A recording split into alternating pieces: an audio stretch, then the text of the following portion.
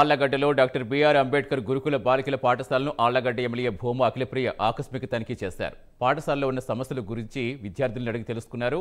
అంతేకాదు ఎమ్మెల్యే అఖిలప్రియ తమ వ్యక్తిగత ఫోన్ నెంబర్ విద్యార్థులకు ఇచ్చి ఏమైనా సమస్య ఉంటే తనకు ఫోన్ చేయాలని కోరారు.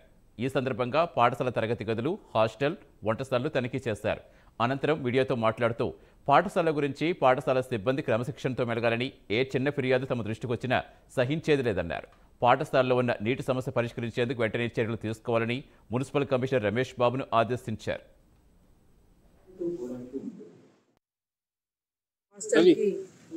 ఇక్కడికి రావడం జరిగింది.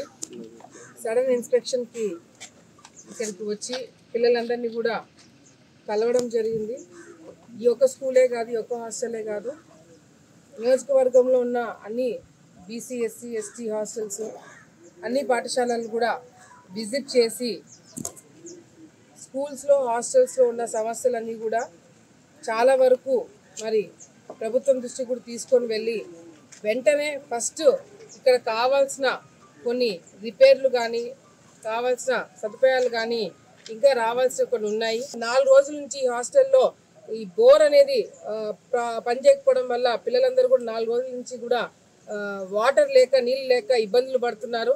దానివల్ల ఈ బాత్రూమ్లు క్లీన్ చేసుకోకపోవడం, ఇదంతా కూడా చాలా వాసన వస్తుందని చెప్పి కూడా కంప్లైంట్ చెప్పడం జరిగింది. కమిషనర్ గారిని కూడా రమ్మని చెప్పిన ఆయన కూడా వచ్చారు. ఆ బోర్ అంతా కూడా రిపేర్ చేయించి ఈవినింగ్ కల్లా కూడా అది రెక్టిఫై చేపిస్తామని కమిషనర్ గారు కూడా చెప్పడం జరిగింది. కాబట్టి రేపటి నుంచి పిల్లలకి వాటర్ ప్రాబ్లం అనేది ఉండకూడదు. 7 నెలల నుంచి జీతాలు రావట్లేదని కూడా వాళ్ళు చెప్పడం జరిగింది.